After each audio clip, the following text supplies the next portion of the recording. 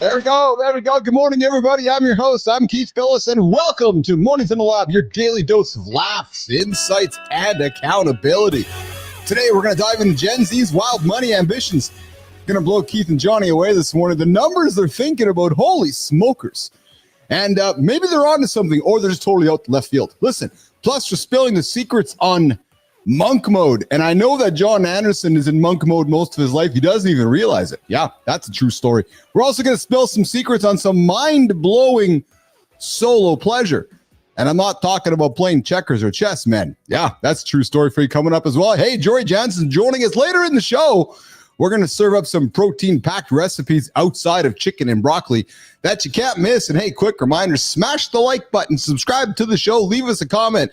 Tell us whether you like what we're doing, not like what you're doing. If you don't like what we're doing, I don't really care. Go somewhere else. Go to a different channel because we like what we're doing, and the guys that show up daily love what we're doing. This show is proudly R-rated, so kids' headphones on or exit stage left. And remember, guys, you hit that snooze button, you are 9 minutes behind, and you are behind the accountability guy who's got up already on time. Listen, as always, joining me, the guy who's as reliable as... I don't know, is always reliable. My buddy John Anderson's coming in here in a second. Marty's off today, getting after it in the busy world. And of course, producer Jimmy's making us look great, sound good, and Melissa's giving me words to say. Yeah, all that brings us live here in front of you guys here, X, YouTube, and LinkedIn. Morning's live with Keith and friends. Jimmy, let's bring in Mr. Johnny. I love the timing. I'm always bringing Johnny in when he's lighting a cigar. I see the flame coming up. I'm like, okay, it's time to bring Johnny into the lab now. Let's shake him, brother. It's not a coincidence, brother. I do that on purpose. I know you. You're paying attention to my words, my script. You're like, all right, he's throwing to me. So as he's throwing, it's the grand entrance, baby. You know. How are you today, pal? What's going on? How was your last 24 hours of the loop, the predictable loop? What was shaking? I'm good. Yeah, you know when you said, what did you call it? You call me predictable, right? Yeah, I love it. So. I love it. It's interesting because reliable. I called you reliable. Well, either way, excuse me, reliable. Yeah, Yes. I think you're one of the most reliable guys I've ever met, actually. Well, I was going to say because it's interesting when you break that down. You know, when you think about someone who just goes into motion, it's almost like a machine, so to speak. Yes. There's so few human beings that do that. It puts you into a different category. No, I agree with you. And I think if anything, just to do some blowing smoke up each other's asses, there's some days I'm so grateful that we've met because I finally feel like somebody, I got to crack a joke with you. Finally, somebody who I met who's my age, I can keep up with me. Quick question though, yeah.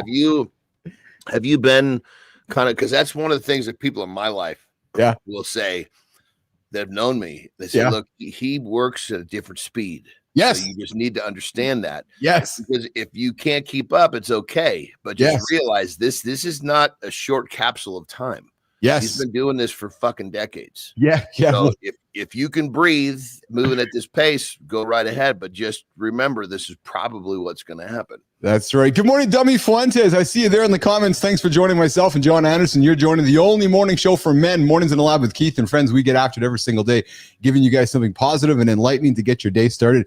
Well, Johnny, it's funny how people's perceptions are. I'm heading off to Kenora, a little community 3 hours east of here this morning for Carter's Hockey Championships. And it's funny how people's perceptions of one person is, right? I was talking to some... It's Friday, isn't it? Holy shit. Yeah, I was talking to some parents a couple days ago. And like, Keith, you coming out? I'm like, yeah. I'm like, oh, yeah, you know there's a gym right across the street, eh? Like, right out. Like, the first impression is, there's a gym right across the street. Because everybody who knows me knows that my non-negotiable routine is what I do every single day. And it's the brand I talk about, this business athlete, this going to the gym, this taking care of myself, right? Good morning, JM, Sterling Silver. I see you there as well. Good to have you here in the lab. So it's really cool when, people's perceptions of you, and I'll be honest, and you know this. You got to earn that, dude. You got to earn. It's not like you just fucking wake up one day and people start treating you that way. Yeah. It's because they've seen you do things or people like us do things so fucking often without fail. It's like, this is just, they know that's who we are. Yeah, and as you and like yourself, I don't care really sincerely what people think of me. I don't. You either I'm Dude, when people do like the stuff we're talking, I fucking love it. well, so I mean, do I. granted, Yes, they a lot of times are like, oh, you know, there's let's play two sides of that coin. There's the people that respect, like, hey, Keith, just so you know, yeah, there's a gym across the street, you know, yes. almost being helpful. And then the other one's like, you know, there's a gym over there if you want it. Yes. Yeah. Because you haven't seen the inside of a gym forever doesn't mean you got be nice, Uncle John, be nice. Either way, but I mean, I would never say that. I would never waste my fucking breath. I know. But either way, what I'm getting at is that it's noticed. Yes. It's recognized, and it's a huge fucking feather in a person's cap when they do something enough that fucking everyone recognizes and understands who they are. That's right. You know who I recognize gets up every single day and gets after it, and I got a lot of respect for this man. He was on our show, but dude, the guy hangs out with us every single morning. Jeremy Cunningham. What's going on, Cunningham? I see you there in the horizontal. Do you remember Jeremy? He joined us about 6 weeks ago or so. He's a tech wizard. He's creating some great content. He got cats. He's got some great content on the platform there. So, and I'm really grateful when guys, you know, find out what we're talking about and then come hang out and enjoy it and then come back. And they're like, hey, and they just silently come back, right? We don't ask them to come back. They come back. And I very sincerely appreciate that. John, I guess, it's easy to, I shouldn't say easier to kind of ride the wake that someone it's because they recognize this boat has been going this direction a long time. This wake's not going anywhere. If I get on this fucker, you know, this will be a good ride. That's right. That's exactly it. Hey, so I found something that I wanted to have some fun with you this morning because we're the couple old dogs hanging out here. Could you imagine needing nearly $600,000 a year just to feel financially successful? And I'm not saying there's anything wrong with that. But that's your hold on. Let me make sure I understand. To feel successful or to fucking keep your shit going? That's what's needed. To keep your nose above water. Yes. Or that's what you need to feel like, damn it, I'm crushing it. Well, more of the latter. More of the I need about 600. I need about 50 grand a month to live a life that I want to live. Okay, gotcha. Yeah. So apparently, Johnny, that is Gen Z's sky high financial dreams in 2025 and moving forward. There have been some folks doing some research, and recent research from Empower has found that Gen Z defines, and watch my air quotes, defines financial success, like, you know, what it takes to live a life that they would want, as 600 grand a year, almost triple the expectations of millennials. And over real quick, how old is Gen Z? Just I'm not good with Gen Z is your daughters. So I was gonna anywhere in that range would your daughters. And the crazy thing is these people are all full of piss and vinegar till they go out and fucking life kicks them in the fucking crotch. I know. And then they're like, boy, maybe I should pull a fucking zero off of there to get started. Millennials, Lauren's age. So the Gen Zs triple the expectation of millennials. Okay. And then so millennials are like, yeah, I'm happy with 200 grand, Johnny. Okay, good. That's reasonable. Boomers, the Gen Z have expectations 5 times more than boomers.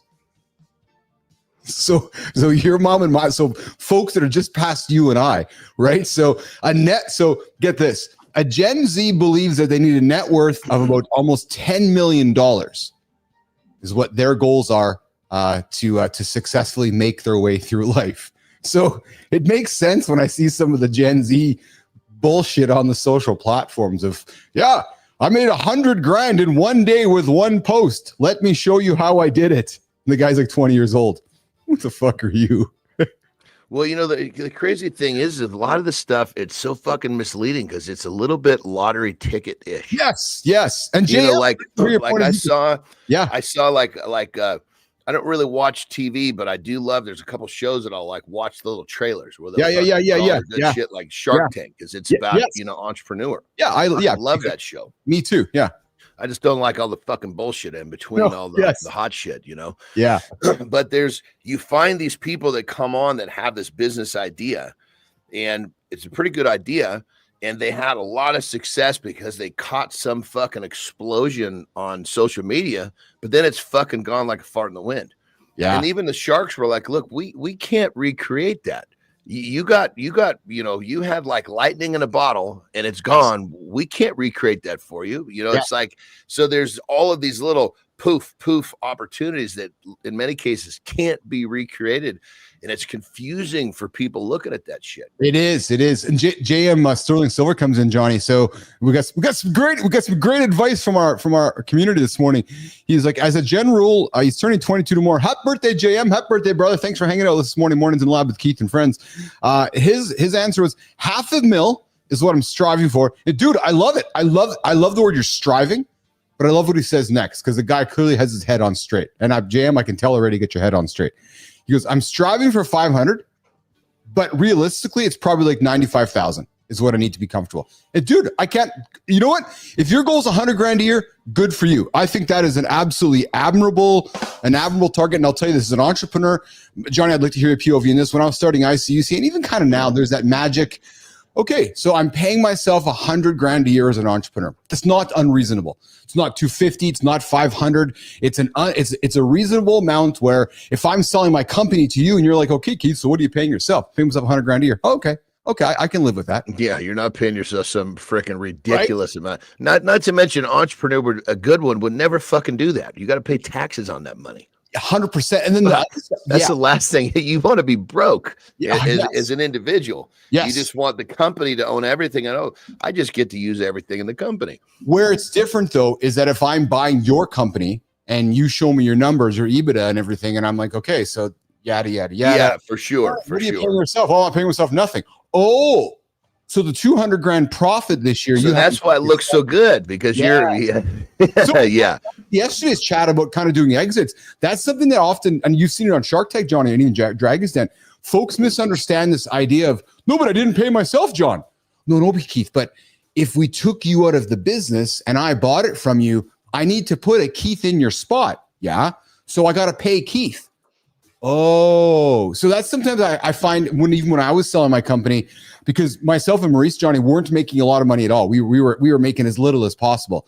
But what they needed to do is they needed to right size our salaries to make the business look real, right? You know otherwise, there's nothing to sell.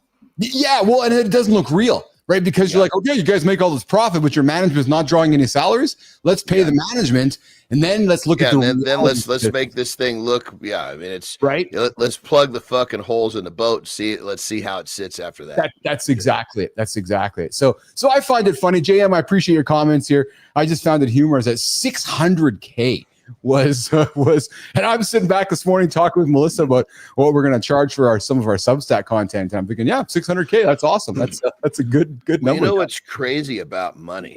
Yeah. Is that so many people had, and even I had it for a chunk of time, because the way that we're programmed by society is that you don't believe that you could be that really fucking well off like that. Yes. I remember thinking to myself, God damn, when I was young, I was like, man, if I could make, 30 grand a month would be like just this moonshot of an idea. What I mean? Yeah. And then it's like, once I start really get cooking, I start opening my mind, I start actually registering that, as a money creator, your limitations are very little, like all of a sudden got to that point very quickly. I'm like, I was fucking pissed if I only made 30 grand a month. Yes. Well, you're right. Yeah. I went from it was a dream to God damn it. Yeah. How the fuck did that happen this month? In a very short period of time too, but it's all about how you see things. If you don't believe, you will not achieve. No, precisely. No, you're absolutely right. Hey, so here's something for you. I'm going to suspect, well, you've told me yourself you've had some back surgery and you've had stuff in your back, and I'm going to suspect you've had men in your world, clients, females, that have had troubles with lower back. Well, get this, brother. I found something quite fascinating, I thought. Did you know that only 1 in 10, Johnny, 1 in 10 treatments for low back pain actually worked beyond the placebo, the power of the placebo? right? I want to unpack with you some groundbreaking new research that could change the way you handle your back pain forever. Get this. Low back pain affects 1 in 4 adults. I believe it. You probably suspect it's even higher, making it a leading cause of disability worldwide. Think about all the guys that can't tie their shoes or bend over because they got lower back pain, right? Understanding what truly works and what just hype can save you time, money, and endless frustration. Well, listen, a big analysis was done by BMJ Evidence-Based Medicine. John, they analyzed 301, so not the biggest trial, but 301 customized trials covering 56 non-surgical treatments. They found that effective lower, where's my thing here? Yeah, treatments like muscle relaxants, opiates, and acupuncture, no better than a placebo. Brother, this is like, I mean, it was such a great topic. Because here's the thing. The reason everybody has these fucked up backs because they're weak. Yeah. Yeah. A weak back is a problem back. Yes. But then people say, oh, my back hurts. I better not do anything that puts any strain on my back. It gets fucking weaker. That's like saying I need money, so I better not go to work. Yeah. Yeah. Come on, go to work, you weirdo. Go get your money.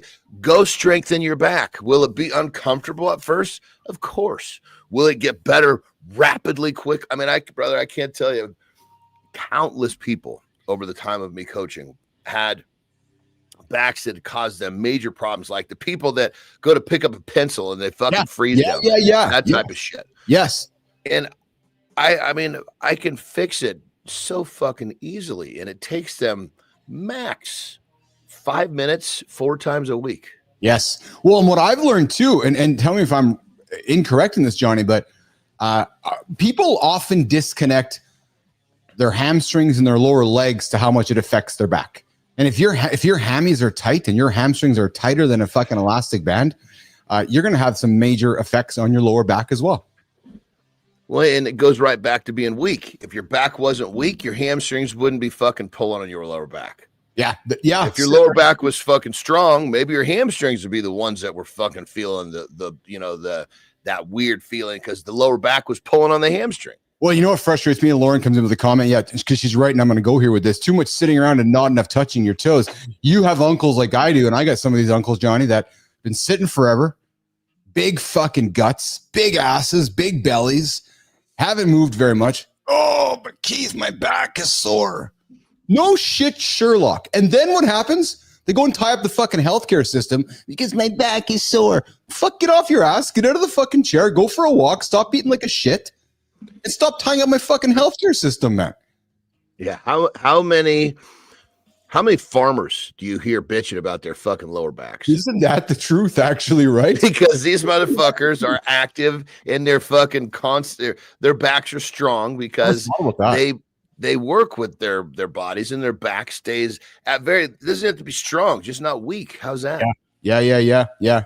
So I'll wrap this up here, but if you're experiencing acute back pain, NSAIDs might be your best first step. For chronic pain, consider structured exercise routines or spinal manipulation. But the point of this article is, guys, if you're rushing for medication, rushing for pain relief, as this research has shown, the placebo is as strong as the medication you're getting. It's all in your head. There's actually no such thing as going to get fixed just by taking some meds, guys. There's more that you have to do. And as Johnny said, it really starts as just getting moving. That's the first step. Well, you know, I'll put a little personal spin on this. Yeah. So obviously I've had back issues, back surgery. Yes. Right. And of course, you know, the fucking surgeon, you know, you're going to, when we're done, so you're going to have to stop doing all these things that put pressure on your back. And so of course, you know, I made him feel like I listened, you know. And yeah, because you looked at your doctor and he looked like he trained. He looked like he was a healthy, fit motherfucker, right? All right. Yeah, I mean, and keep in mind in the beginning of this, you know, of course, when I was in a lot of pain, you know, it was like, okay, I need to get myself back to where I need to be. So there was a certain element of you got to kind of push yourself through this pain, but not in a bad way. Not like it's discomfort is a better word. Yes. But what I'm getting at is this. This thing was 2007, so we're talking almost 20 years ago. Oh, right? Dude, yeah. If I don't, on at least every other week, Well, let me rephrase that, because I squat, then the next week I deadlift, and I flip flop every week. If that chain breaks and I'm not doing those movements, Yes. to keep my lower back strong, Yes. I start fucking having pain. Oh, interesting. Just The like pain that comes back because the area it's damaged. It's not, it's altered. Yes. That area must be stronger than the surrounding areas to avoid the pain. Well, and then as you shared with us, you go down that journey, they introduce you to some, hey, Johnny, here's how you can manage your pain. They drop a little bottle in your hand. Oh, and the next thing you know, months, days, weeks go by, and you're looking in the mirror at yourself going, who the F am I? What am I doing here? Because life has gone sideways because of this little bottle in my hand, right? That's a whole other concept. The worst part for me was, I was a very fucking functional pill addict. Oh, yeah. Yeah. I could still fucking do my shit. I was still training. I was still, during a good chunk of my athletic career, I was on that shit. Oh, yeah. Yeah. But totally, if you don't have the discipline, and I watched so many people all around me who didn't have the discipline, and it fucking ripped them limb from limb and took their lives and their career. You know what I am, Jimmy, I'm going to get, I can see Jimmy typing here in a second. Jimmy, I'm getting to accountability check-in in a quick second, because I can see Johnny starting to squirm as well. So Johnny's going to step on. But John, you know what I can appreciate, especially as I've gotten older, and I suspect you can too, but maybe you just haven't thought about it. All the humans, like in our world, you start looking around and you see the excellence that they've done, or either an athlete or an actor, or celebrity, or whatever. Just maybe they've gone through something. They more than likely have some items in their closet that they battle with. Do you know what I mean? Like almost all of us do. Like, you can't tell me there's not a pro wrestler, anybody in the big entertainment spaces that has not had challenges that are not showing up on your Instagram feed. You know what I mean by that? 100%. And I just Dwayne Johnson. Let's just take The Rock. I'm sure The Rock, and I love The Rock. Huge fan of Dwayne Johnson. I don't want to make any accusations, but I can only imagine the shit that guy battles with sometimes. I'm just only imagining that. Oh yeah. Well, you figure like this. Everybody has that fucking shit. Yes, because we all put our pants on the same way. It's just on what fucking scale. Yes. Like, perfect example, if you're fucking hooked on pills and you have a fucking doctor in the locker room who's giving you pills whenever you want them, you got a bigger fucking problem on your hands than if you got to fucking only take a pill a day because your doctor at the hospital will only give you a prescription in 30 more days. Yeah. I got it real quick. I think I might have told the story, but it's fucking powerful. I just want everybody. Yeah. So I was wrestling. When I told the story the first time, I couldn't remember the name, but I don't know. Wrestling fans would probably remember Travis Tomko. Yeah. Right? Yeah. Great dude. He wrestled by Tomko. Okay. Yes. Anyway, and I tell the story not to beat him up, but he actually was, used his own story to help people understand how nasty these pills are. So we're in Japan, right? And somehow, some way, he runs out of his pills, and he was severely hooked on Oxycontin, which is the fucking kingpin. They should have never made that. Yes. Remember the first time I took that, I was like, oh my God, I got a fight on my hands here. Yeah. But I thought to myself, you know what? But guess what? I'm not going to worry about that right now. That's how powerful that drug is. Yeah, right. Because it was convincing you not to worry about it, wasn't it? Yeah, fuck yeah. So Tomko, he runs out of pills. Probably like the day he's going home, but by the time go fucking 13-hour flight back to the US, that fucking withdrawal was set in. Oh, right. Oh, he gets off the plane, right? Doesn't even go get his fucking luggage. Gets off the plane, gets in a fucking cab, goes to the nearest. It was like a CVS, right? Yeah. Walks into the pharmacy, takes his finger, puts it in his jacket. Pretends like he's got a thing. It says, come on. Give me a bottle of Oxycontin right now, or I'm going to shoot you. Come on. The guy clearly gives him a fucking bottle, right? And then the guy Travis takes his hand and says, I'm sorry. You please call the police. I'm going to be across the street in the bathroom getting high. I'm sorry. Really? Yeah. That means a good fucking man just fucking that shit had him by the fucking short and curlies, dude. Well, it's interesting because it was the OxyContin that was controlling the hand in the shirt, right? And it was 100%. The Oxy that was telling him that, and then the Oxy told him to tell him that the cops can go where to find him, right? What a horrifying story, actually. What a horrifying, but so true. And you know what? We both know how many times that probably happens day after day after day after day. Oh, unbelievable, right? So, all right, let's reset. You go for a quick break. I'm going to do the accountability checking. We're going to come back, talk a little monk mode, and talk sleeping before we get Jorie Jansen in here. All right, brother. All right, Jimmy. Hey, Jimmy. I used to sit in my car for 30 minutes. Yep, not 27, not 31, 30. Just to avoid walking into my own house. Yeah, true. Because the space drained me. The energy was off. The clutter, the noise, the vibe. It all felt wrong. It kind of sucked. The house just didn't feel like mine. It felt like a trap.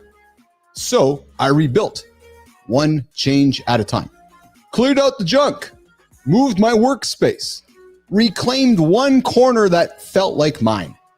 Guys, but not for style points. No, for my own sanity. Listen, we talk often on this show about accountability, about habits, about systems, about routines. It's all very boring. Yeah, no magic pills, no magic potion. Nope, just boring, regular, day-to-day stuff. JM, the stuff that's going to help you get that $100,000 a year salary you're looking for, and probably going to get you that $600,000 a year salary you're really looking for. But here's the truth. If your space doesn't support who you're trying to become, can you imagine a chef working in a kitchen that's just messy everywhere? Oh, you're going to keep slipping back into who you were. So I invite you to consider this morning, guys. Start small. Clean your space, maybe just one space. Fix the lighting. Don't try to do it all. Change the layout, burn a candle, hang a poster, whatever it takes to make a space that pulls you forward, that removes all the clutter in your brain, a space that will invite you in, not hold you back. Because in my experience, if your space sucks, so does everything else. So think about that. As you got your day going here, guys, and as you wrap up this week of the loop, and you go into next week loop, JM, I'm talking to you, brother. Get your space organized. You might find some magic underneath that pile of garbage in the corner. There's your accountability check-in this morning on Mornings in the Lab with Keith and friends. Running a little behind us today. That's okay. Having some good conversations with Johnny and myself. The only morning show to get your ass out of bed, guys. Yep. YouTube, X, LinkedIn. X, I see you guys were burning up today on the X platform. Good to have all you guys here hanging out with us this morning. All right, so listen, we're going to get Johnny back here in a quick second. I got two things I'm going to throw on the table here for the next 15 or so before we bring Jorie into the lab. And Jorie's, 100%. Jorie, I see you there. Jorie's going to be joining us in a few moments before she rocks out of here in a number of moments. Johnny, so listen, I found something that I want to talk with you this morning that I know you live like, but I don't think you call it this, which is why I thought we can have some fun with it. You ever feel like you're constantly chasing happiness, but it's just out of reach? I want to pull back the curtain on 3 monk-inspired secrets to true happiness. Yeah. This is a fucking, and I got a fucking gnarly explanation for this too. Yeah, well, and as I was putting this together, your head was all over it because, you know, I find that much of things are confusing and then you just come in and simplify it. So let's get into it. This is what we're going to talk about here is completely doable for anybody. And understand and applying these simple yet powerful practices can lead to clear thinking, deeper gratitude, and more compassionate relationships, transforming not just your day, but your entire approach to life. So guys, I'm going to give you a few things to think about to get yourself through monk mode. And let's start off with this one. And this is looking right at John Andersen. Mastering mindful simplicity. Monks, John Andersen, live intentionally, clutter-free, finding wisdom and peace in simplicity. I've never found a man who I've spent time with, who I've gotten to know, who've become a great brother, great friend of mine, that completely just moves everything to simplicity. And I love it, right? And scientific studies confirm that clutter elevates cortisol, increases stress. So decluttering your living and workspace regularly, prioritize fewer high-quality relationships and activities, regularly disconnect from technology, even if it's just for an hour, and then ask yourself this, which I throw to you. Is this simplifying my life or complicating it? John Andersen. Well, I mean, I make the joke, but it's a bit true, and thank God. Yes. You know, as a dense little son of a bitch, as a troubled, with troubled learning, anything that wasn't simple, it just was out of my wheelhouse. Yes. And so it was kind of for me, it was more of a survival mechanism in the beginning. When I say survive, I don't mean literally stay alive. I mean to stay at par. Yes. Yes. And yes. so, and then as I started to realize that, as I went from, learning to simplify things, to keep things, like you said, clutter, all that shit. It's everything you said is perfect. I started to realize, holy, this is a really, really great way to be successful, because when I simplify things, it gets all the shit out of my way that distract me. And those distractions really keep me from getting to where I want to go. Yeah. Well, you know what I thought of too, and JM, I see here, brother, the way I was just thinking about how I need to clean my room when I get home. Accountability check really checked me. You're right, JM. You got to clean your room, brother, because you'll get on your way to your Gen Z goals. Good morning, good time. Johnny, when I think about simplicity, it's hard for me not to think of the prison system.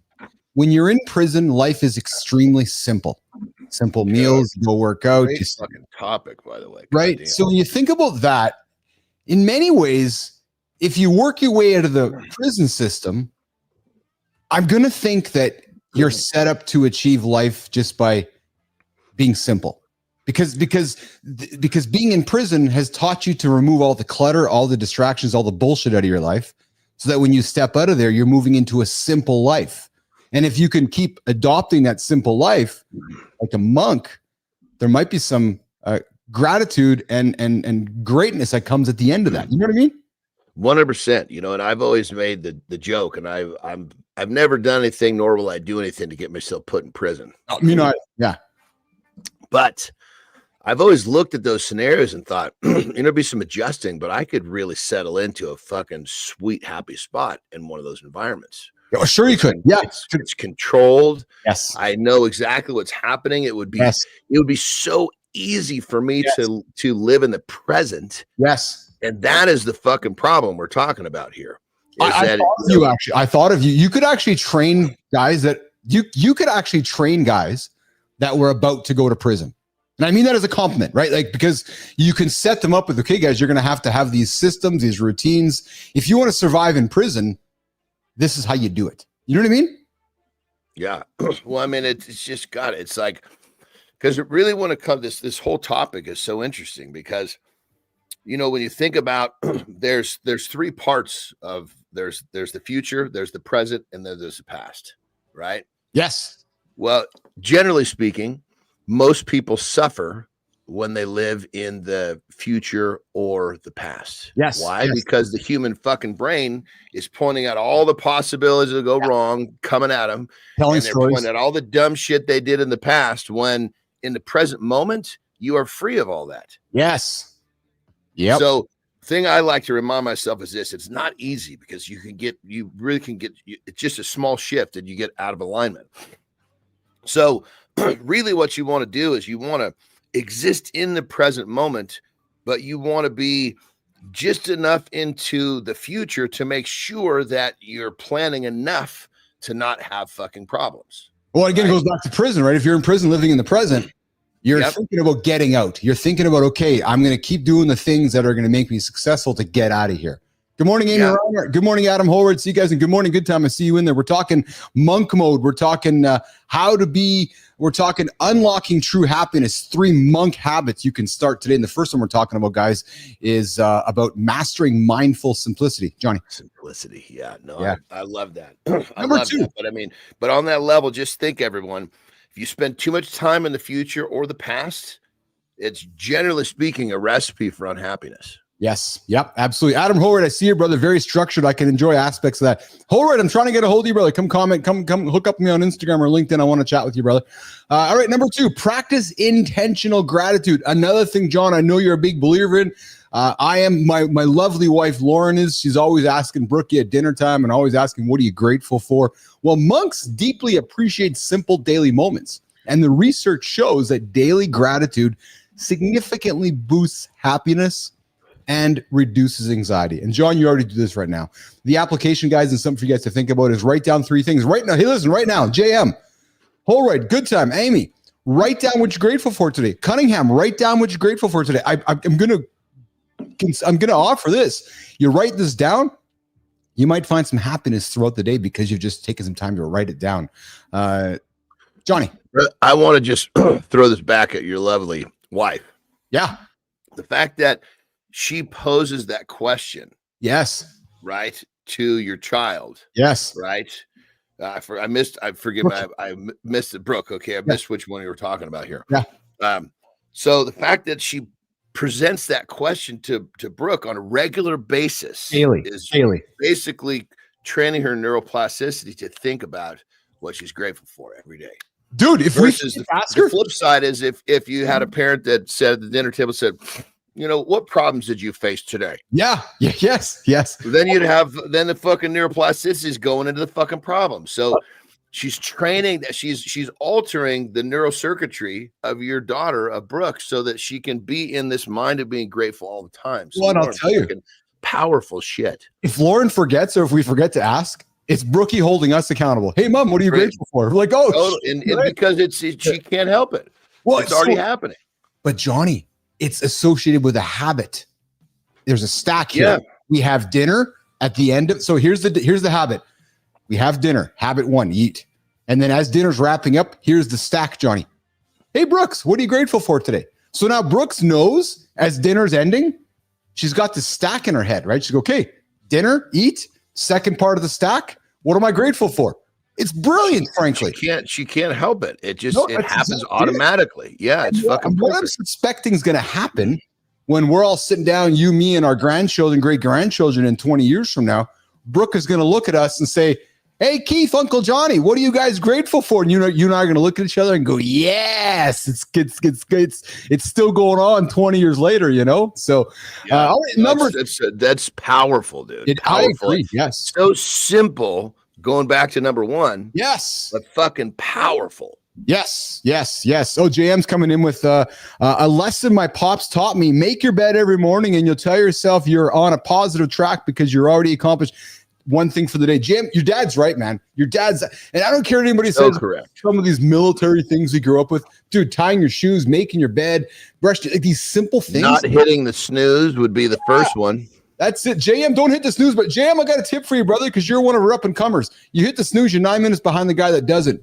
Please don't hit the snooze. Over the entire year, you're going to be 2.5 days behind, right? And then Lauren comes in with she wants to run off and play dinner time, Johnny, but she knows she can't be excused until we have a quality gratitude conversation, which is awesome, man, which is just fantastic. Yes, and the fact that she knows better, yes, makes it even more powerful. And then we got Holroyd coming in with I'm super grateful today. I love this positivity right now, guys. I'm super grateful today. Wake up on the right side of the earth. Yes, working from home today. No commute. Finishing up 2 different projects for work that I've been working on for weeks. It's a good day. Except Johnny and Adam's been around long enough to know how much we tease. Except Johnny, Adam wakes up in Buffalo, New York. Sorry, Adam, I just had to call you out, man. Hey, Adam, I'm in Winnipeg, so what the hell? I don't know what's better. And then we have good time with it's nice to come home to a clean room. You're right, good time. So Jam's gonna come home to a clean room, rocking and rolling with it. And then the third one, guys, the third one here on our list this morning is cultivate true compassion and forgiveness. Compassion towards others and ourselves is central to monk wisdom. And what I like about this, guys, we live in a very politically divided world right now. But here's the thing. Here's what I find quite amazing, Johnny.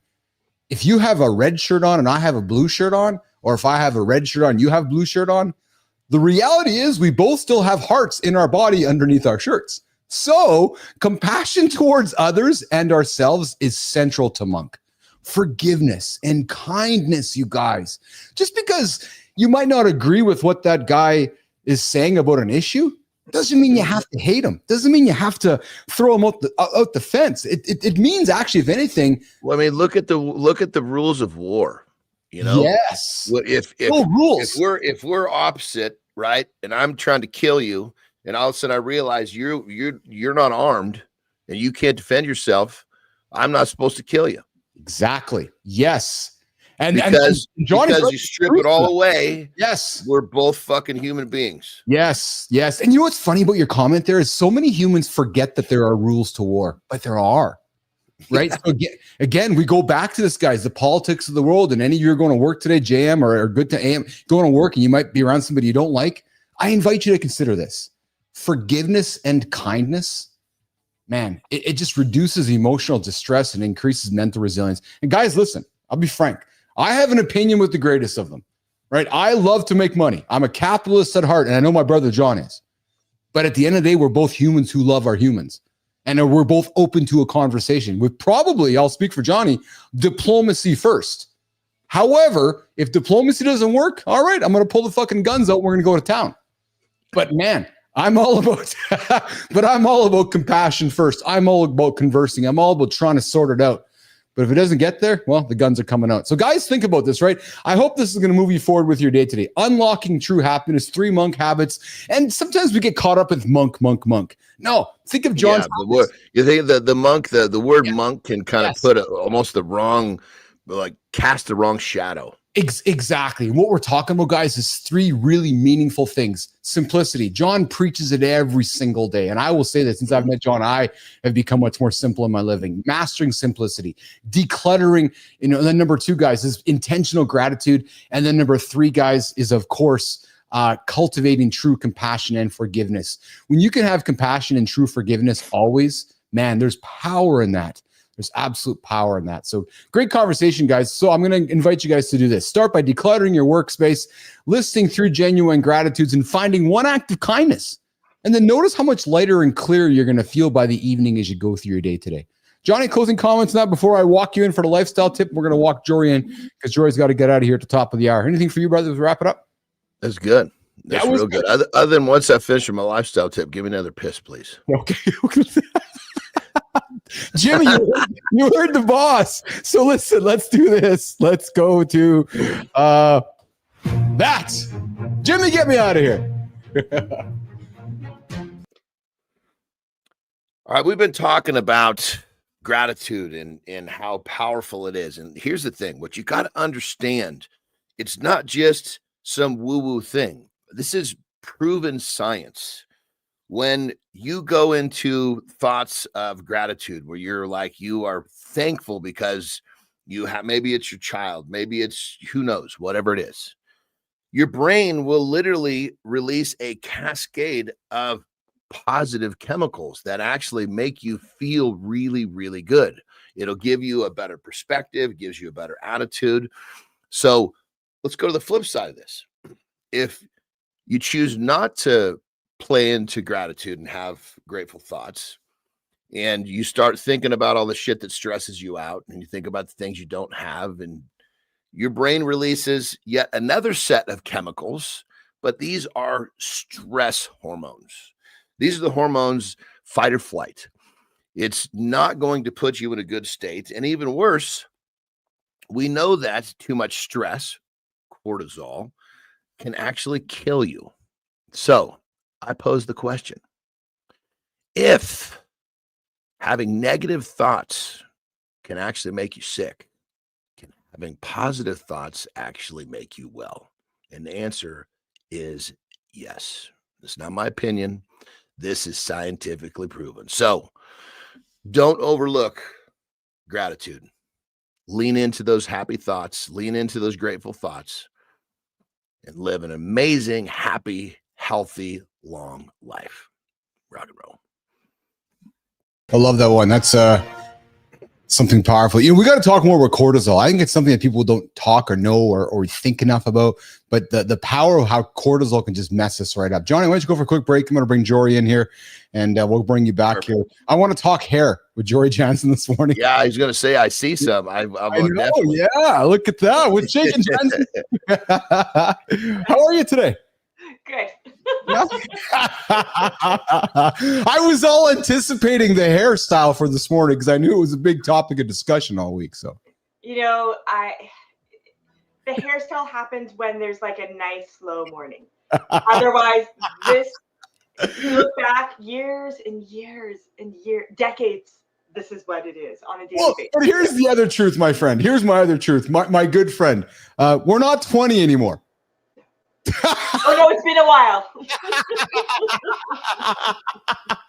I got my haircut this week as well. And when I was in the chair, Lauren, we share a stylist, and Lauren had told the stylist how she should cut my hair. So I was sitting there going, well, there's Lauren who wants to have my hair cut, and there's also how Uncle Keith wants his hair cut. So we had to find a compromise because I am looking like the old aging Vince Neil rocker these days. So I'm trying to de-age myself with just shortening the hair a little bit along the way. So, hey, how's your week been? I'm happy to talk with you this morning about some protein recipes and so forth. But how's the week been? How's the new boss been? What's going on in the agenda today? So I only had a little bit of time with him the one day. Yes. It was very short because busy getting onto Wi-Fi's and computers and everything. Yes. But I invited him to come meet me at Sport Manitoba today Nice. because I'm working with an athlete there. So I said, I'm going to be there once you Yeah. come out. And we can have a coffee if you have time. So he's going to come meet me at Sport Manitoba. So That's get fun. to chat a little bit. So it'll be That's good. awesome. That's awesome. Yeah.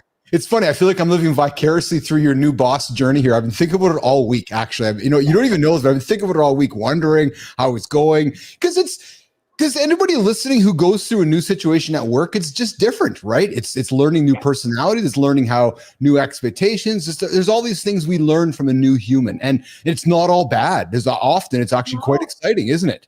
No, and I find like humans are just really interesting, right? Yeah.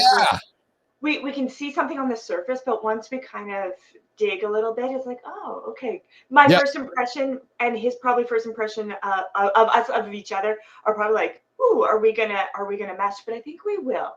Yes. I think we will. And it just means taking some time and give and take in terms of how we approach things. Like I tend to be very like, let's build relationship, and other people are like, just let me dip the toe in here. Let me just kind of, So, and both are okay as long as we can be okay with each other and in the process. Then. So I thought his first impression was going to be, oh, this lady needs to get her roots done because she hasn't had her roots done in a while. Probably, and the horse's tail like kept hanging down. So I know we're on a tight leash here, and I appreciate your note this morning because when the three of us get chatting, sometimes like, oh, we've been here for a long time, and I want to be respectful of your time here. So let's have a little bit of fun, and I'm really keeping this loose for the two of you because society has taught humans to lean on often chicken and broccoli or just boring foods to get your protein in and so forth. So I thought I could have some fun today with talking about some delicious recipes, ideas that they give people something to consider eating. And I don't want to use the word cheat, but I want to consider healthy recipe ideas that are loaded with protein. On the face of it might be like, oh, you're eating that? Yeah, I am. For example, almost like someone a quick and easy chicken taco skillet. On the face of it, you're like, oh my God, chicken tacos, that's going to make me fat. Actually, no, it's not. And here's why, right? So Jorie, you do a lot of this with your clients. Johnny, you do as well. I got a bunch of things listed here, but let's just lean into a conversation this morning on, guys, you don't just have to eat boring foods all the time. And Johnny, I know we're keeping things simple. But I also know you're a fan of being creative with things. If we're going to have this conversation, we got to have some shit that nobody's ever heard of before. Otherwise, why have this conversation? Yes, exactly. So Johnny, let's start with you, brother. What are some things? So I know actually here's one of them. I'm going to throw it because I think, John, you've talked to this before, but this idea of smoky maple beef and broccoli, right? So beef and broccoli, but you've sweetened some things I've seen in your recipes where you're making some of this stuff. On the face of it, it sounds like it's crazy rich and unhealthy, but yet it's actually quite good. Well, so ultimately what you're speaking of is I have this thing where, because I make this Thai peanut sauce.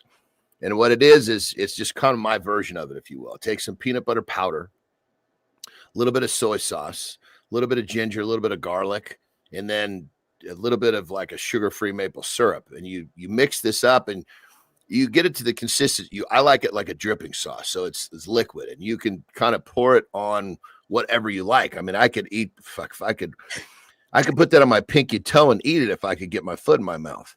But, it's really, for most people will try and like, well, that's pretty good. But the recipe that I do want to share that actually is little that I don't think I've ever talked about this before.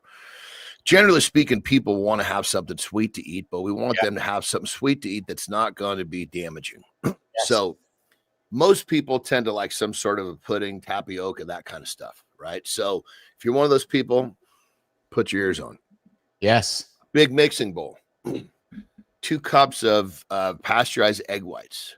Then you're going to take a half a cup of chia seeds, put them in there, mix it up, let it sit. Those chia seeds are going to swell. Yeah. Right. Once that's done, about 30, 45 minutes is what I'd recommend. Then you're going to take a whole can. I like the one from Trader Joe's of coconut cream. That's a good healthy fat. You're going to put that in there. Stir that up. Now you got to stir like a mother because it's going to be kind of clumpy at first. You want to stir it till it's nice and smooth, right? Then once that's done, then you're going to take a family container size of Greek yogurt. Because you've already got the good essential fats in there with the coconut, I always recommend you use the fat-free, but if you want to use the 2%, it's up to you. Put that in there, mix it again, right? Now you've got kind of your base. Now it's up to you to kind of decide how you want to sweeten it. Whether you want to use, like I usually put some peanut butter powder in there. I'll put some Splendol. It's really, at that point, it's your choice. How do you want it to taste? And you get it, and it's still a little loose at this point, so it's pretty easy. You're mixing it, you're dialing it up. I'd recommend peanut butter powder, Splenda, some sort of like a sugar-free salted caramels. That's my favorite. Once you're done, stick that sucker in the refrigerator overnight. You pull it out of there, and it will have kind of turned into a bit of a gelatin, a loose gel, like a pudding. Yeah. Now you've got yourself this amazing tasting tapioca-ish pudding, and there's nothing in there that's going to put you going the wrong direction. So could you eat that whole bowl and be okay with it? Well, I don't think you should eat a whole bowl of anything and be okay with it. Just Jesus that Christ. But I mean, but here's the thing, for my clients that really want something sweet at night, some people are like that. Get yourself a cup or two of this stuff. It's not hurting anything. Yeah. Jorie, thoughts on that one?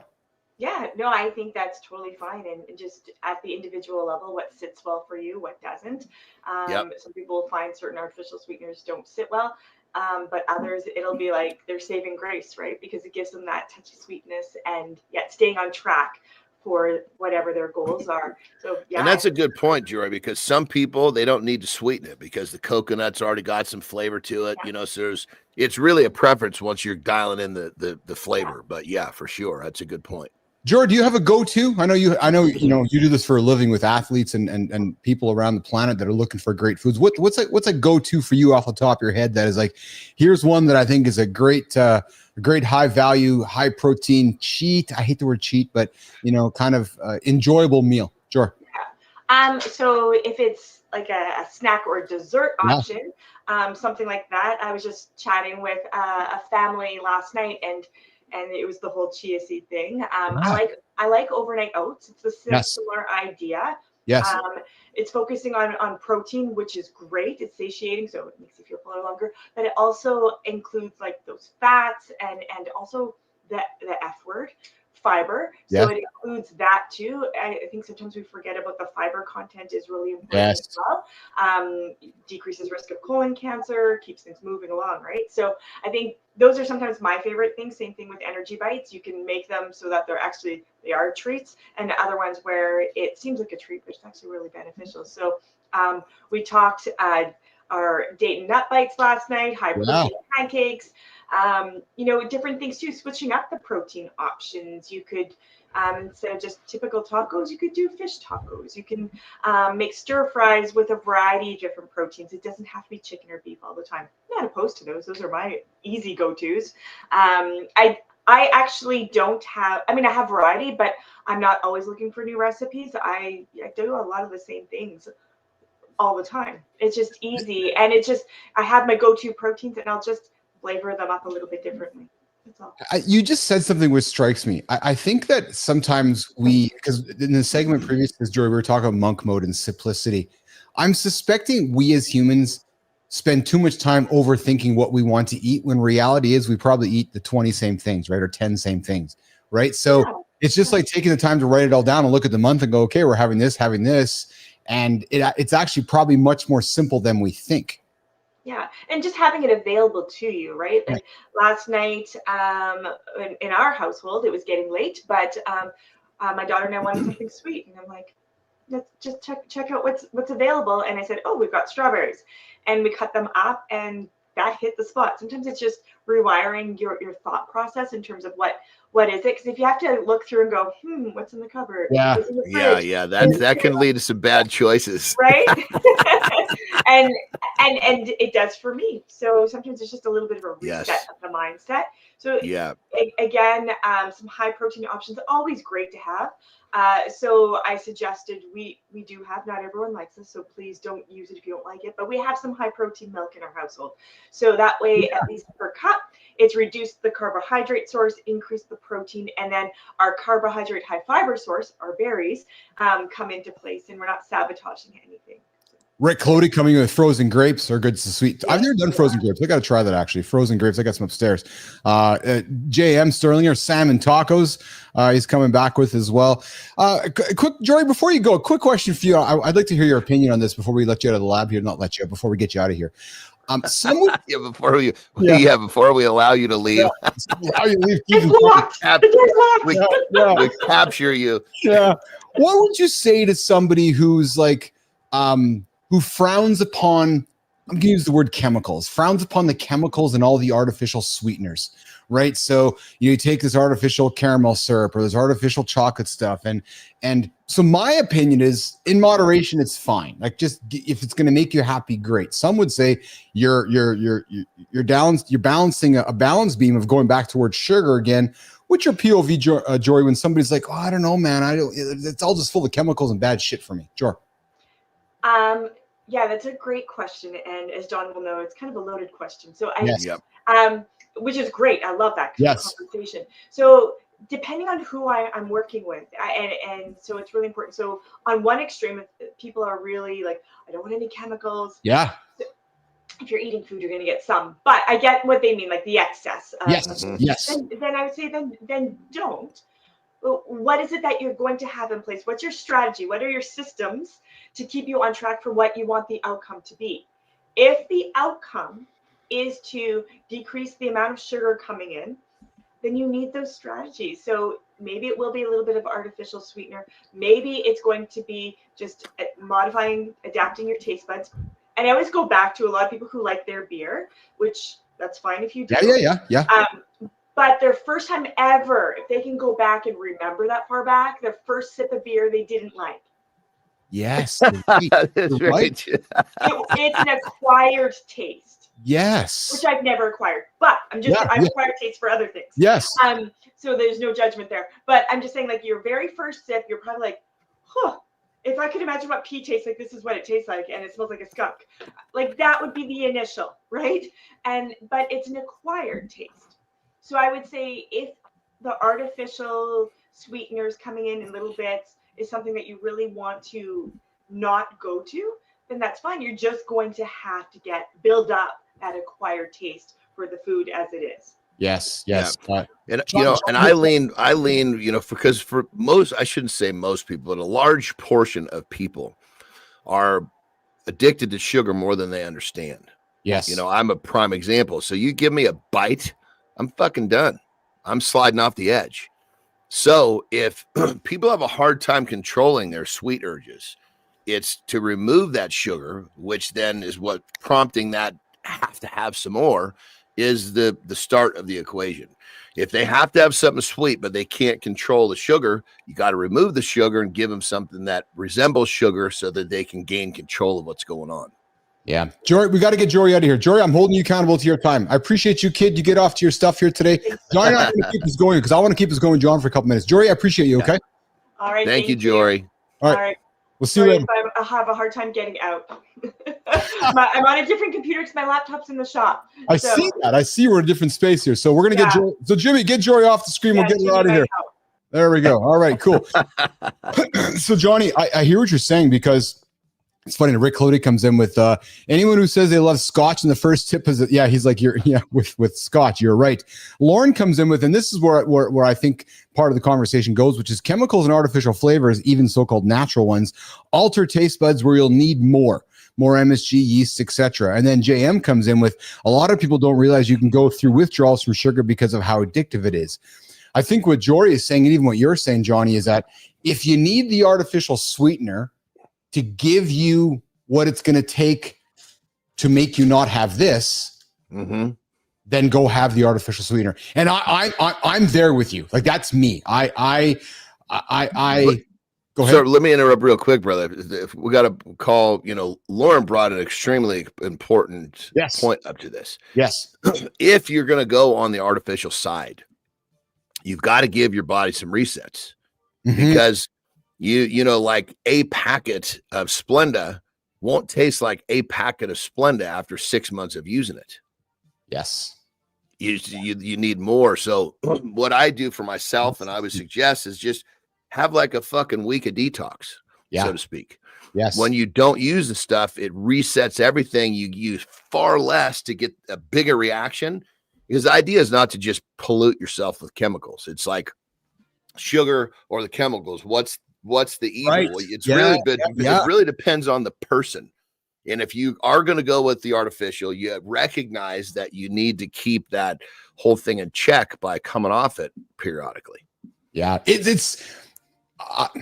These conversations fascinate me because they pull us every single day, right? Like, and they just affect every single one of us. We walk around and you see that on the counter, which one am I having, right? Because you're right, sugar is a drug and the artificial sweetener is a drug. So which one's gonna move you in the direction? Really, what it comes down to. It's so individualized. Really what I do with that whole thing, just to kind of give people a heads up, is like I'm constantly rotating. Like, I might use the liquid that I put in my coffee. Yeah. Right. But then I won't be using the actual packets, or maybe I'll use the packets, but not. So I'm always trying to use one, right, rather than a multitude of these things, right? And then when I'm taking a break, it's that much easier to step back. Yeah. Yes. Lauren's got an interesting comment here, Johnny, too, which is, give a child a protein powder or diet drink for their first time and watch their reaction. Isn't that true? Oh, yeah, because it's like, what is all this shit in my mouth? Yeah. And then Rick Clody, and this is a good one, Rick. I heard about the guy who ate so much artificial sugar that he got artificial diabetes. Yeah. Isn't that true? Right? Because, you're which one are you going to chase? The artificial diabetes or the real diabetes along the way? So, all right. And it's when it comes down to it. If you deal with the either side, the sugar or the artificial route, has to be moderated. Oh, absolutely. I will say this, though. Hey, Jimmy, want to get us some community corner stuff coming up, set up here? We're going to get Johnny out for a break, and then we'll work towards wrapping up. We'll work towards wrapping up a little bit shorter here today. Johnny, with you can appreciate this as well. You and I have both been around long enough to see the progression of chemicals in our health food stores. Remember those first protein bars and first kind of like health food stores 20 years ago where it didn't exist?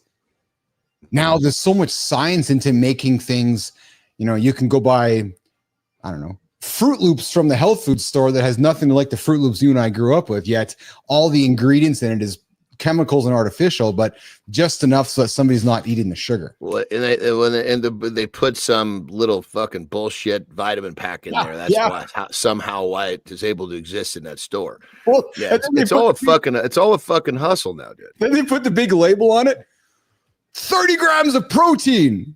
Oh my God, Johnny, I got to buy this Fruit Loops box because there's 30 grams of protein on it, eh? Well, and I did a video about peanut butter. Yeah. It was like I took the regular peanut butter in the protein version, and the difference per serving in protein was like 2 grams more for the protein version, and it was like 45% more expensive.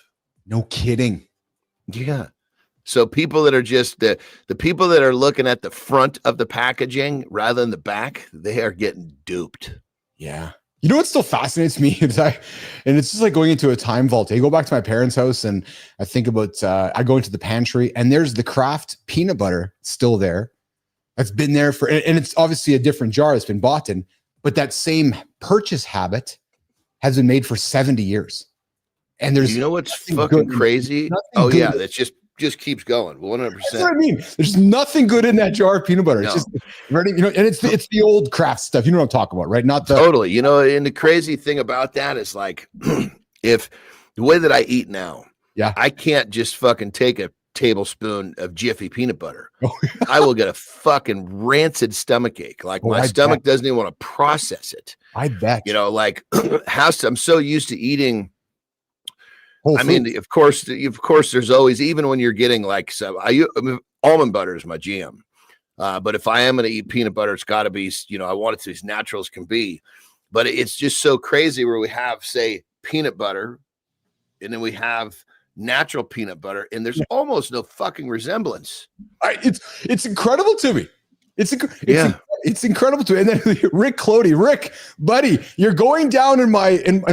I think you might be going down in Keith and Johnny's world of respect here, man, with this comment. Clody, come on. It wasn't until recently that I found out peanut butter had sugar in it. Clody, come on, man. What the? Well, you know why it tastes fucking so good?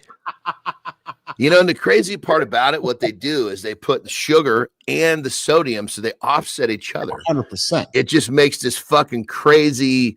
There's actually a term for it in the food industry. I can't remember what it's called, but they're looking for that certain spot where the flavor is so fucking intense, but you can't tell if it's salty or sweet. Yes.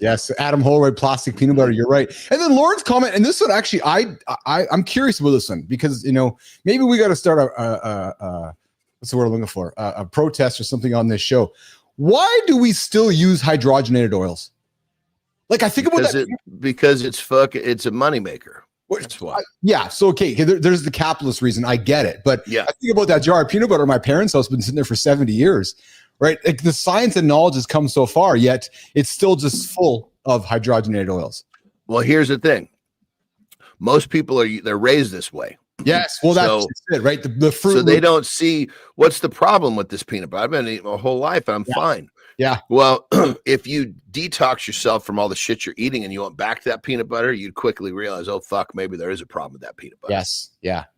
Well, it's something else that we don't, I think, talk enough about, and maybe this is what we need to talk more about. Not saying we rhetorically, but just society, is how texture affects us and how texture affects how we enjoy food.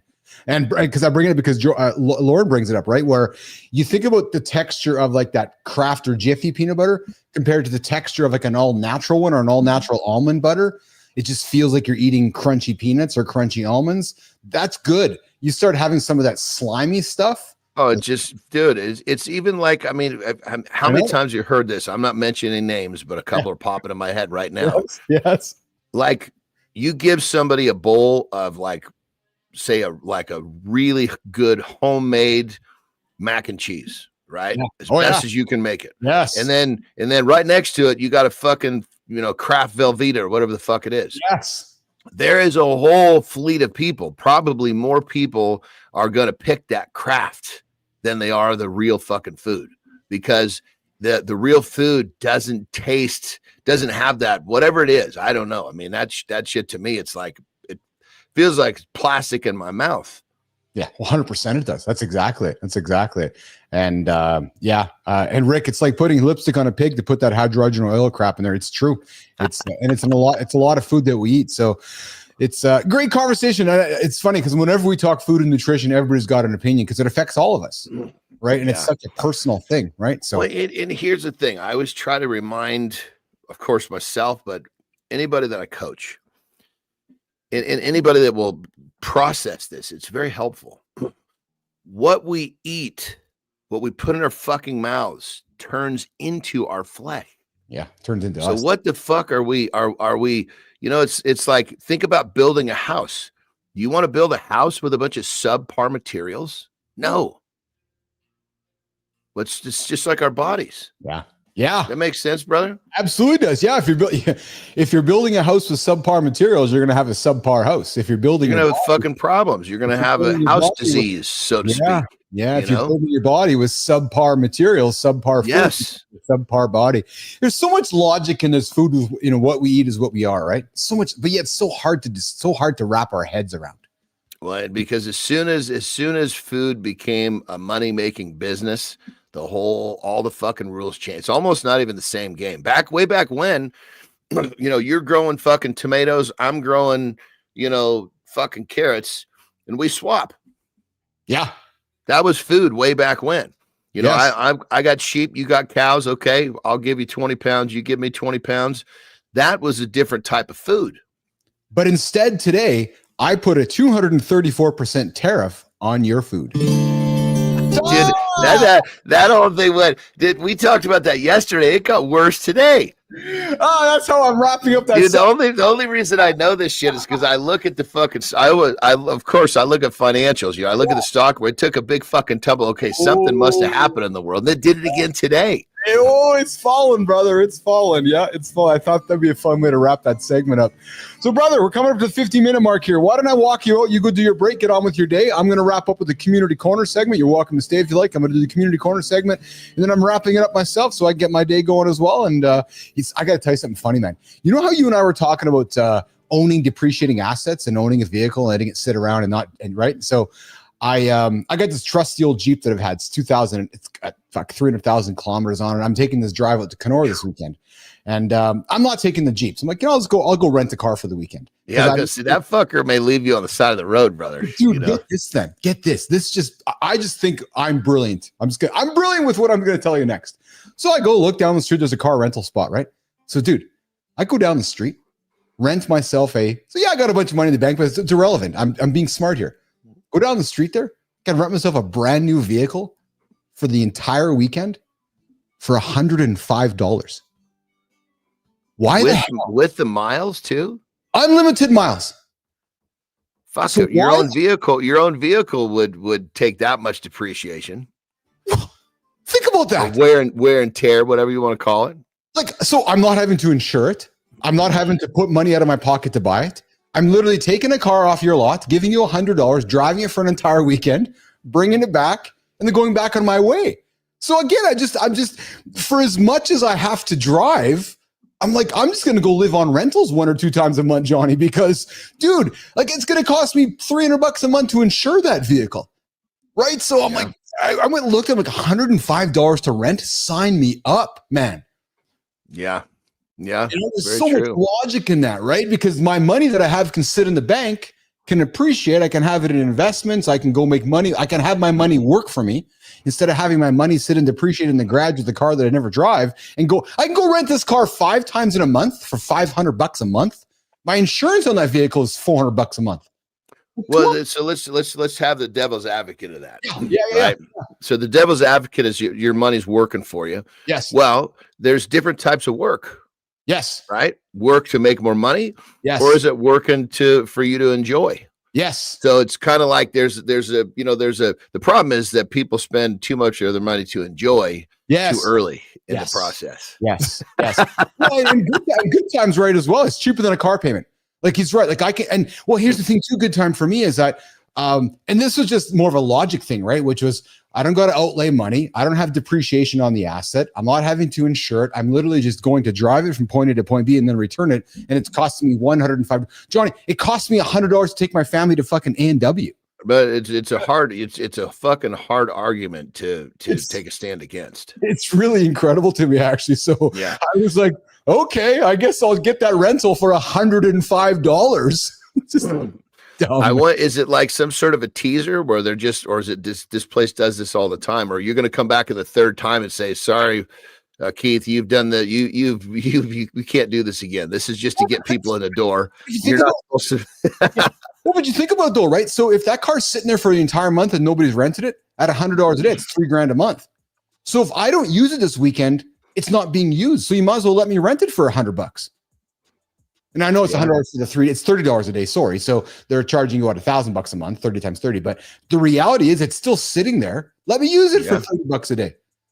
I mean, it's really, really difficult to have to, from a standpoint of efficiency. Yeah. Really, you can't I don't know how you could overpower this argument. I agree with you. So I wasn't taking an Uber to Kenora. I figured, okay, I'll go get myself a rental, and it's brand new car. Here's the good thing too, Johnny. If I need it again in 2 weeks from now, I can go get a different one. I can go drive an Audi one weekend. I can go drive a Toyota. I can go drive a whatever. I'm just, hey, I got a brand new car for a couple of weeks, right? So good times. Yeah, good time. I'm in as well.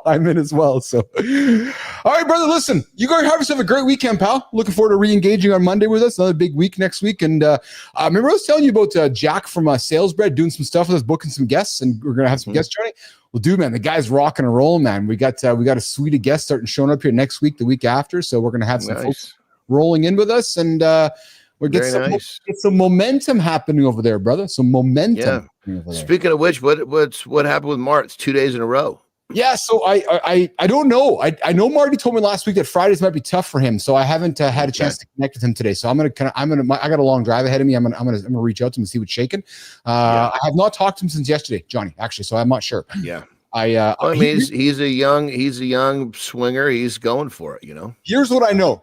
He's a good man with integrity, and the choices he's making, in my experience of getting to know him, he's making good choices that are good for him. So if he's not with us, he's not hung over this morning. No, exactly. That's not the problem. He's out there fucking getting after it. So Marty, if you're tuning in, brother, we got full support behind you, pal.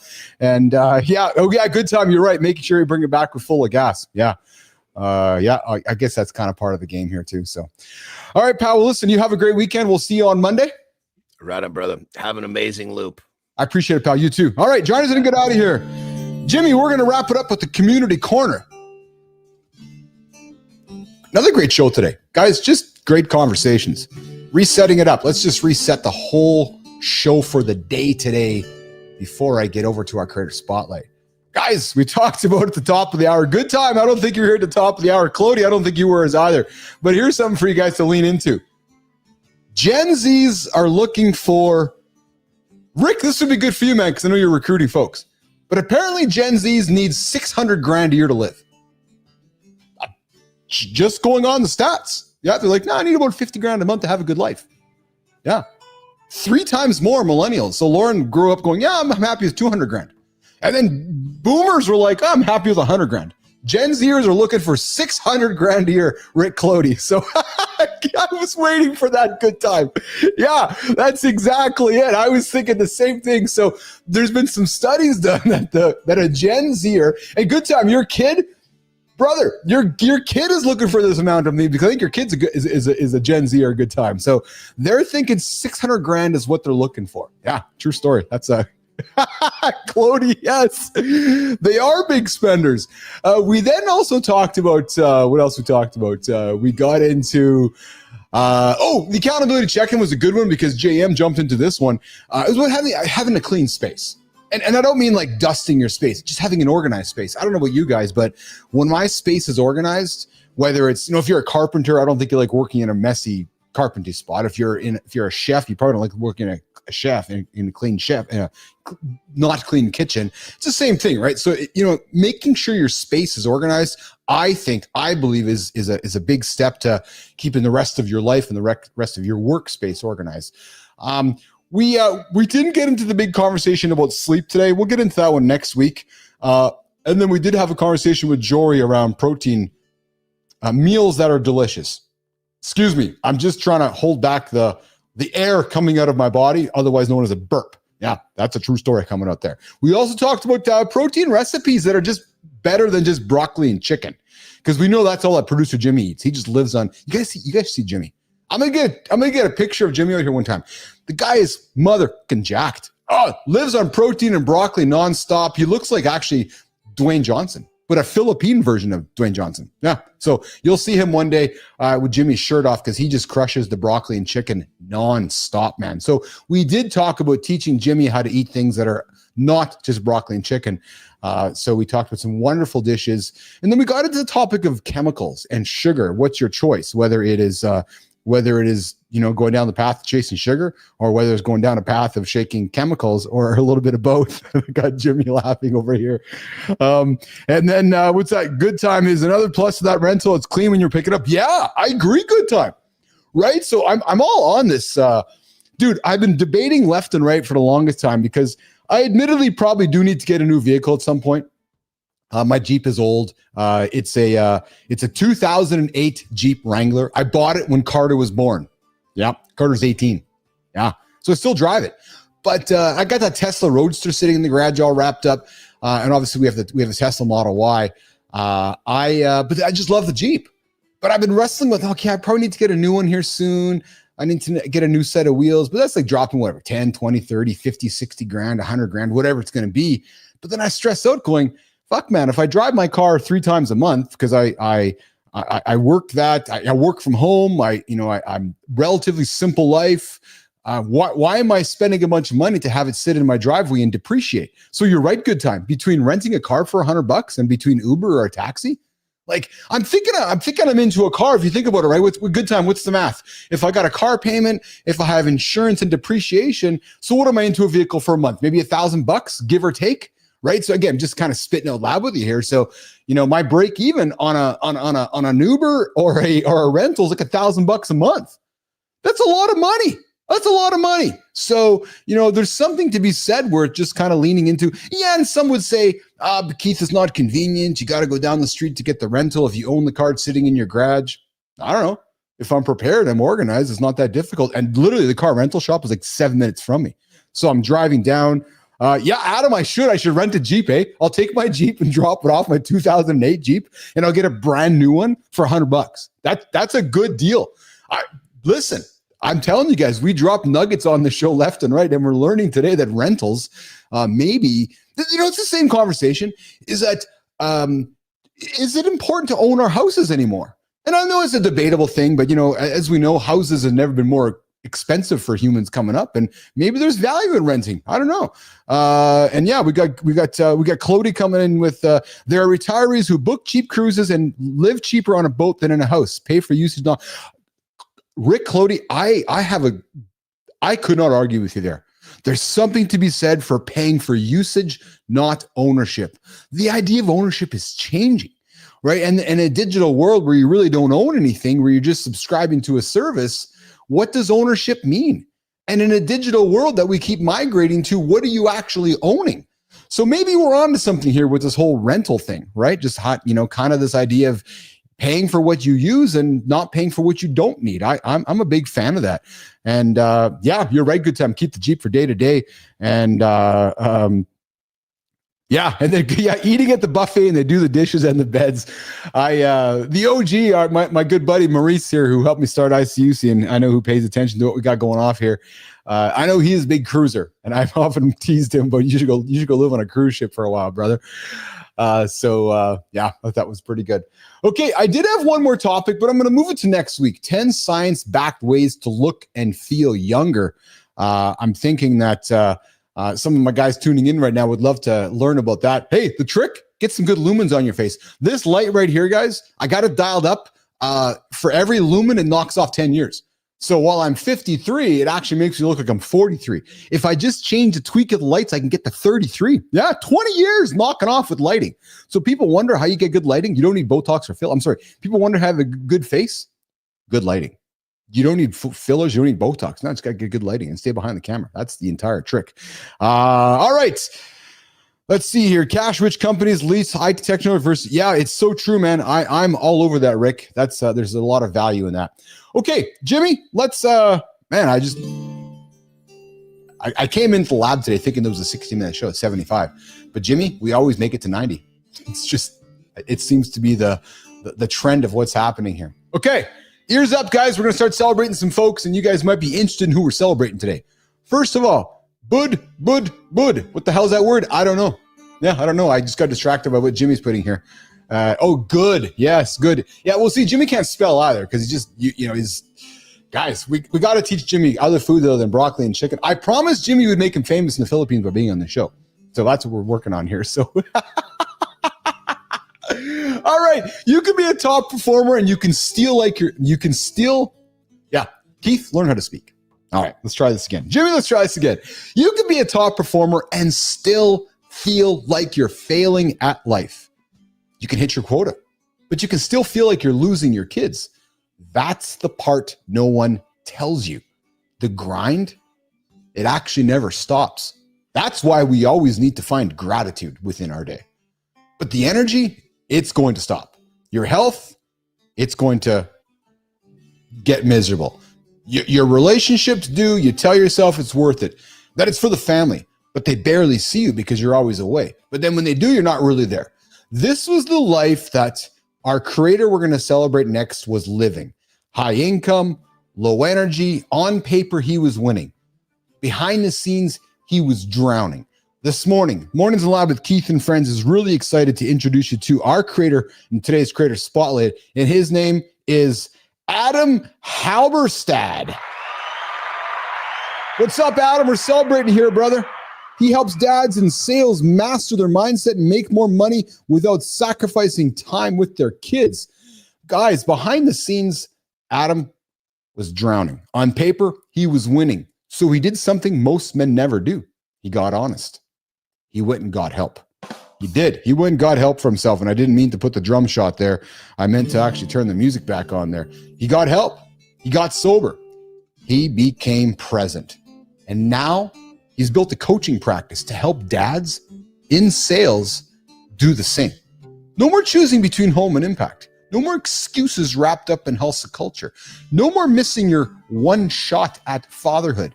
Adam teaches sales dads how to master the mindset, make more money, and actually enjoy the life they're working so hard to build. This guy isn't just another dadpreneur. No, it's a guy who lived the breakdown. And now he lives the breakthrough. I invite you to go follow Adam Halberstadt on LinkedIn. If you're a sales guy and you're struggling with balancing how it all works, if you're done burning the candle at both ends, Adam's the coach to help you light it up with purpose. I invite you to go check him out, go interact with Adam, and tell him Keith sent you from Mornings in the Lab with Keith and Friends.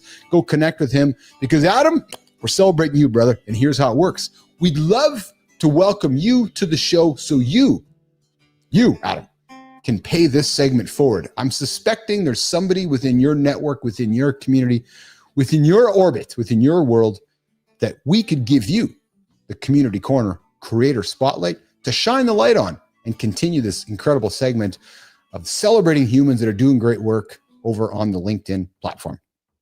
Adam, we're celebrating you, brother. All right, Jimmy, let's move over to our next one. And guys, I'm telling you right now, if you're looking to learn about how to do what we're doing here, looking to build the conversation for yourself, for your business, I invite you to go check out our Substack, insidebapple.ai. We're creating content, conversational content. We're teaching people how to do what we're doing here. You might not want a morning show, but you might want to learn how to start a conversation for your community. Because in my experience, those that start the conversation set the conversation, and we can teach you that. We've got a lot of great content happening over on the Substack platform. We're launching a paid segment. We're taking our morning show and we're packing it up in a notebook LM experience. You can take this whole 90 minutes, summarize it in about 7 to 12 minutes. That's over on the Substack. So if you want to listen to the show in a different way, that's over there as well. And we're just dropping nuggets. This week, I put out some content, which was 8 ways you can be much more confident in front of the camera. So if you're reluctant to do this, if you know you need to create content for your stakeholders, but you don't know how, all those learnings are over there. I also shared what I have learned by doing some YouTube advertising for some of the content we're putting out here. This is not guru bullshit, guys. This is real life stuff, my real money putting out there to learn, to test, and to share with all of you. So if you're interested in becoming a creator, you are a creator. Maybe you're an old dude who's like, yeah, I got a bunch of experience. I don't know how to monetize it. And I don't know how to get out of here. I just don't know how to take the next step. We can help you. I invite you to go check out our Substack inside bapple.ai, BAPL.ai. All right, speaking of Substack, we're going to keep it going here, guys. And we got somebody we're going to celebrate right now. This guy left a career. He left it behind. Yep, see ya. Boom, boom, boom. What's up, Krasky? This guy left behind a relationship. He left behind a version of himself, but not to run, but to reckon. 2 years in a Zen monastery, a decade of coaching high performers, and a lifetime of questioning what success actually means.